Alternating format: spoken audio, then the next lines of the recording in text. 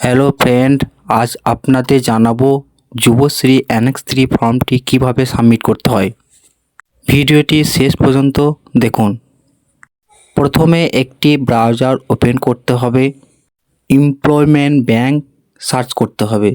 Search করা হয়ে গেলে একটা নেক্সট পেজ ওপেন হবে, এমপ্লয়মেন্ট ব্যাংক লেখা থাকবে।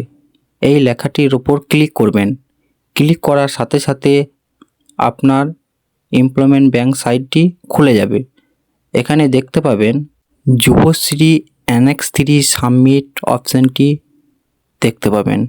একটু স্ক্রল ডাউন করে নিচের দিকে এসে দেখতে পাবেন একটি বিশেষ বিজ্ঞপ্তি। বিজ্ঞপ্তিটিতে লেখা থাকবে, যে সকল কর্মপ্রার্থী যুবশ্রী প্রকল্পের ভাতা পাচ্ছেন তাদের আগামী 12/1/2026 থেকে 11/2/2026 অ্যানেক্স 3 ফর্মটি সাবমিট করার জন্য বলা হচ্ছে। এরপর ঠিক ওপরের দিকে সাবমিট অ্যানেক্স 3 অপশানটি দেখতে পাবেন, ওটার ওপর ক্লিক করবেন। ক্লিক করার সাথে সাথে একটি নিউ পেজ ওপেন হবে। ওপেন হওয়ার সাথে সাথে দেখতে পাবেন এখানে আপনার ইবি নাম্বারটা বা user ID, password, enter OTP আর সিকিউরিটি কোড।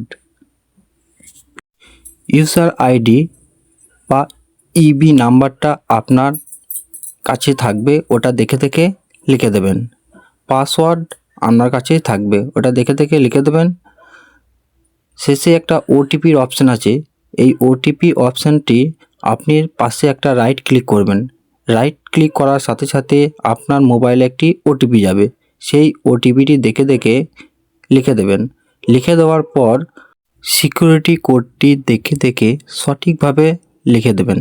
লিখে দেওয়ার পর নিচে সাবমিট অপশান আছে, সাবমিট অপশানে ক্লিক করবেন।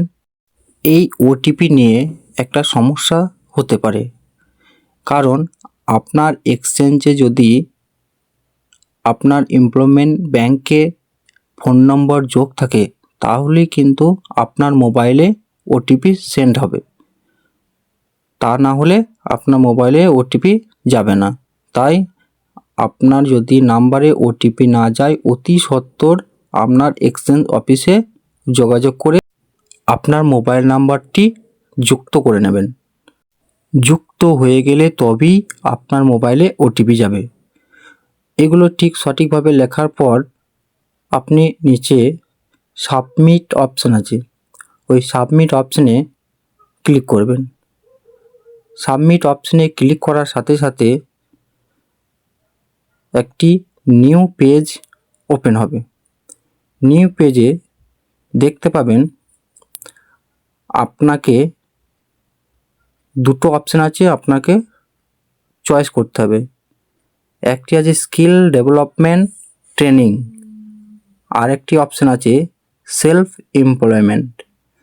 তাহলে আমরা এখন ট্রেনিং প্রাপ্ত, আমরা সেলফ এমপ্লয় করব না, আমরা করব স্কিল ডেভেলপমেন্ট ট্রেনিং।